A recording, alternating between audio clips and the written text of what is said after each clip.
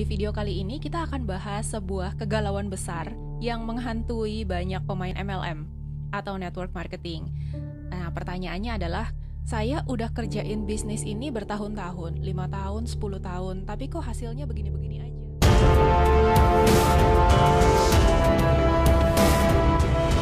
Konon kabarnya bisnis MLM itu bisa memberikan kita time freedom dan financial freedom. Tapi kok ketika saya libur mengerjakan bisnis ini, income-nya ikutan libur juga. Untuk menjawab pertanyaan besar ini, saya punya referensi yang bagus sekali. Saya baru selesai baca buku ini. Buku ini judulnya adalah How to Build Network Marketing Leaders. Penulisnya adalah Tom Schreiter, atau dipanggilnya di USA itu namanya Big L. Nah, Big L menulis di buku ini bahwa kalau kita memiliki organisasi yang isinya adalah leader-leader, maka bisnis MLM itu akan jadi jauh lebih mudah. Daripada menghabiskan hari-hari kita dengan aktivitas yang berulang-ulang yang sama dengan distributor-distributor, kita akan menikmati waktu yang bebas yang ditawarkan oleh bisnis ini. Caranya gimana? Pakai waktu kita untuk build dan create leader. Dan kita akan punya waktu yang bebas itu untuk mengunjungi pantai-pantai yang indah di seluruh dunia. So, kuncinya cuma satu. Kuncinya adalah build leaders dan bikin mereka jadi sukses. Tapi nanti dulu, bukannya kita sudah punya leader-leader? Di tim kita, berapa orang ada leadernya? Coba kita hitung-hitungan. Dari total semua member Anda ada berapa coba sekarang? 1.000, 5.000, 20.000? Ada berapa leader? Coba diingat-ingat. 1, 2, 3, 4, 5. Kalau Anda punya 1 leader, Anda itu sudah sangat beruntung secara finansial. Kalau Anda punya 2 leader, maka Anda pasti udah kaya raya. Kalau Anda bilang Anda punya 3, 4, 5, atau belasan leader, mungkin Anda salah hitung. Kenapa? Karena bisa jadi orang yang kita pikir sebagai leader, tapi mereka itu sebenarnya bukan leader. Mereka itu good people aja. Dan good people tidak sama dengan leaders. Di buku ini dijelaskan perbedaan antara distributor dengan leaders. Apa bedanya? Pertama, yang namanya distributor itu adalah professional quitters.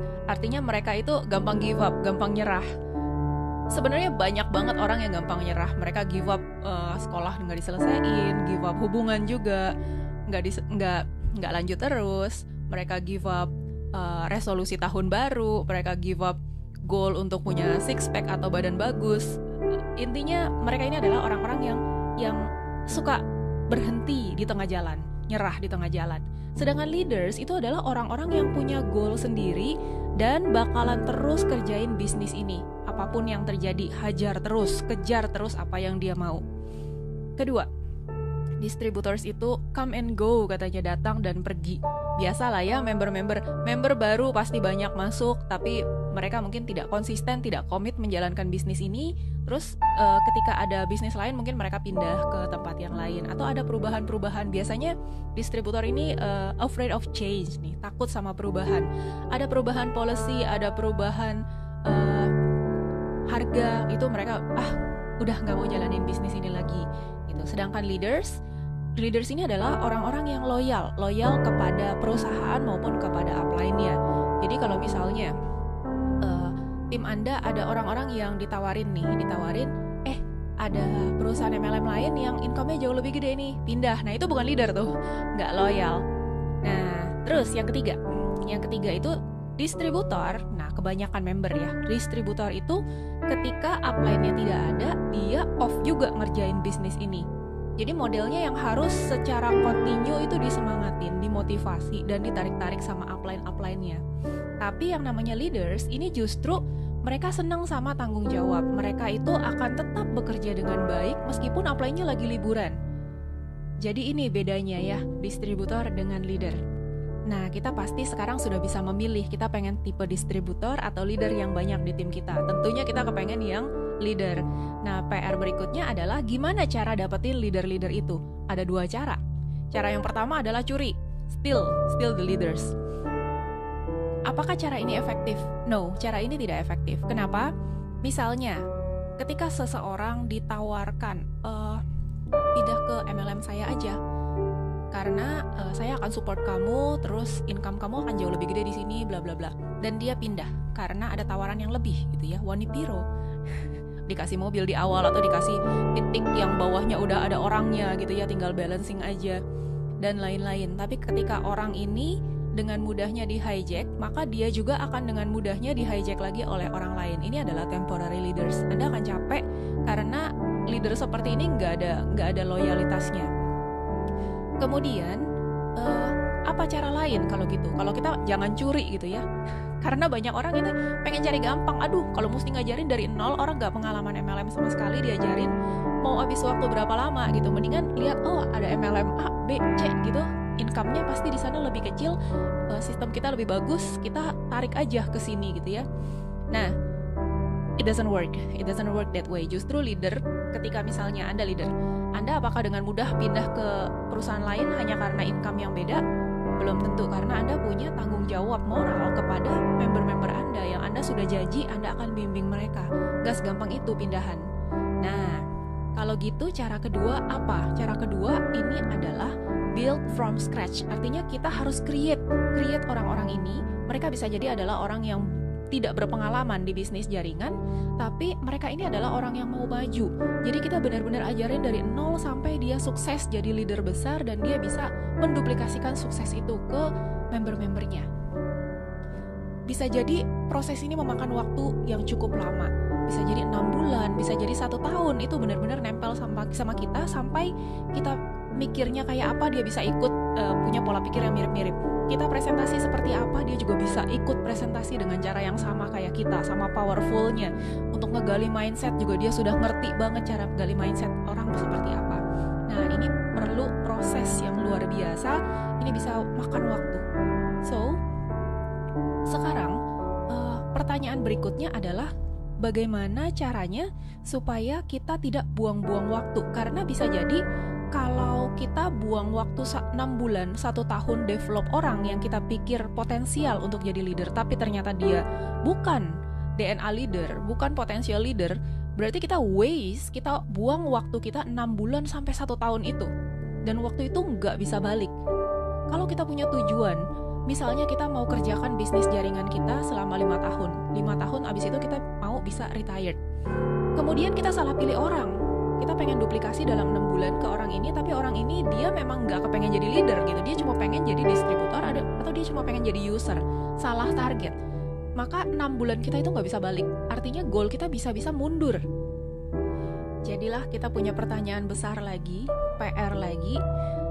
Di mana kita bisa mencari bibit-bibit untuk kita jadikan leaders ini? Potential leaders itu kita harus cari di mana? Kemudian apa yang harus kita ajarkan ke mereka? Dan bagaimana cara mengajarkannya ke mereka? 3 pertanyaan yang luar biasa harus kita cari jawabannya. Karena kalau kita nggak tahu cara cari leadernya, terus udah dapat potensialnya, nggak tahu apa yang harus diajarkan ke mereka dan gimana cara ngajarinnya ke mereka, maka bye-bye financial freedom, bye-bye time freedom. Sebelum kita kupas satu persatu pertanyaan tadi, kita sebenarnya pengen bahas dulu nih. Yang namanya leader itu siapa? Leader itu seperti apa?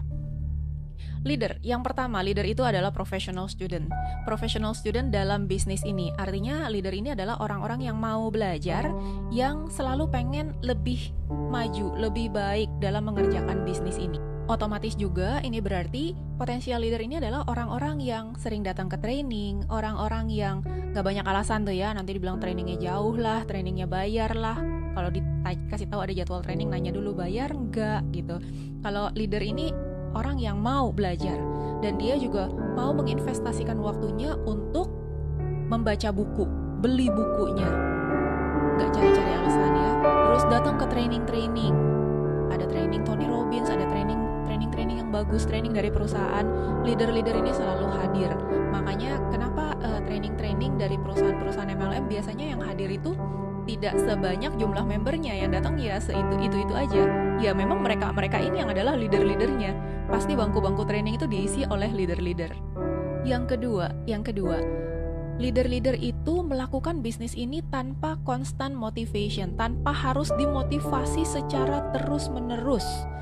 Dan tanpa harus dicek secara terus-menerus. Aduh, emangnya bos ngecek kerjaan bawahannya ya? Enggak ya. Nah, leader-leader ini punya responsibility atau tanggung jawab, justru mereka senang kalau ditinggal. Kenapa? Karena mereka bisa lebih explore, lebih kembangkan leadership mereka. Jadi kalau kita punya member-member yang kalau upline-nya pergi, terus mereka yang abisnya si upline mati sih, si upline pergi sih, si upline begini, si upline salah semua. Nah, ini bukan DNA leader nih. Justru yang leader itu dia mau belajar, dia nggak banyak cari alasan. Ketika upline-nya pergi, dia justru akan memimpin timnya. Pastikan bahwa timnya mendapatkan informasi-informasi terbaru, promo terbaru, agenda-agenda training, kapan ada pertemuan, dan mereka mau melibatkan timnya juga untuk hadir ke pertemuan. Ini baru leader. Yang ketiga leader itu adalah orang-orang yang menghandle problem. Artinya mereka bukan hanya menyalurkan masalah itu kepada upline-nya. Nah, kebanyakan kan ketika ada masalah, misalnya produknya ada cacat produksi gitu ya, misalnya bentuknya bubuk terus dia caking. Nah, ketika terjadi masalah seperti ini, yang namanya leader ini ketika ada komplain, dia langsung cari solusinya. Cari solusi kemana? Apakah ke upline, terus ngeluh ke upline? Nah, bukan, karena upline juga member juga dan tidak bisa menyelesaikan masalah ini. Tapi yang namanya leader, dia akan cari siapa yang in charge untuk masalah ini. Perusahaan siapanya? Entah itu bisa dia aksesnya ke customer service kah, atau ke GM-nya operasionalnya, atau ke siapanya. Tapi dia akan cari orang yang in charge. Misalnya dia email ke perusahaan atau dia WhatsApp ke customer service, kasih tahu masalahnya apa. Customer service ada feedback, pertanyaan-pertanyaan dia jawab sendiri. Misalnya batch number-nya berapa, expire-nya kapan, dan lain-lain. Sehingga masalah itu bisa diselesaikan. Bukan cuma sekedar menumpahkan permasalahan itu ke upline-nya. Bayangkan kalau member A dia ada komplainan dari customer-nya, kemudian dia tumpahkan ke upline-nya. Upline-nya ngomel lagi ke upline di atasnya lagi, upline di atasnya lagi, cari upline di atasnya lagi. Nah, ini masalah tidak selesai. Ini hanya komplainan, misalnya 15 menit, semua waktu terbuang tapi tidak ada masalah yang diselesaikan. Sayang banget kan? Tapi memang itu yang banyak terjadi. Nah, di sini kita bisa lihat mana yang potensial leader, mana yang bukan. Bagaimana lagi cara kita bisa seleksi? Kalau kita benar-benar mau pilih orang yang kita mau dedikasikan waktu kita mau bimbing dia abis-abisan 6 bulan sampai 1 tahun. Nah, ini kita bisa cari potensial kandidatnya dengan observasi apa yang mereka lakukan. Jangan cuma percaya sama kata-katanya. Misalnya kalau kita bilang goalnya apa? Saya tuh pengen deh jadi master, saya tuh pengen deh dapat passive income, saya tuh pengen deh. Kalau orang pengen itu biasa. Banyak banget orang bilang pengen, tapi apakah mereka benar-benar bersedia membayar harganya, bersedia berusaha untuk mencapai apa yang mereka pengenkan itu? Belum tentu kan? Nah, jadi daripada kita terjebak waktu kita kebuang sama orang-orang yang hanya pengen-pengen doang, kita harus observasi dari awal. Ini orang worth it nggak untuk kita fokusin effort kita sama dia? Gimana cara tesnya? Satu cara tesnya adalah misalnya kita kasih dia buku. Kita bilang sama dia, oke, kalau kamu emang pengen benar-benar seriusin bisnis network marketing, kamu pengen bisa pensiun, dana pensiun kamu ngumpul dari bisnis jaringan ini dalam 5 tahun ke depan, maka kamu harus baca buku ini. Kamu baca buku ini dalam 3 hari, terus 3 hari lagi ketemu saya, kita discuss lagi. Nah, dari sini udah kelihatan nih bibit-bibitnya. Kebanyakan orang itu biasanya gimana? Besok ada ini, saya harus nganter anak, harus jemput anak. Besok ada arisan, ada acara reuni, ini itu.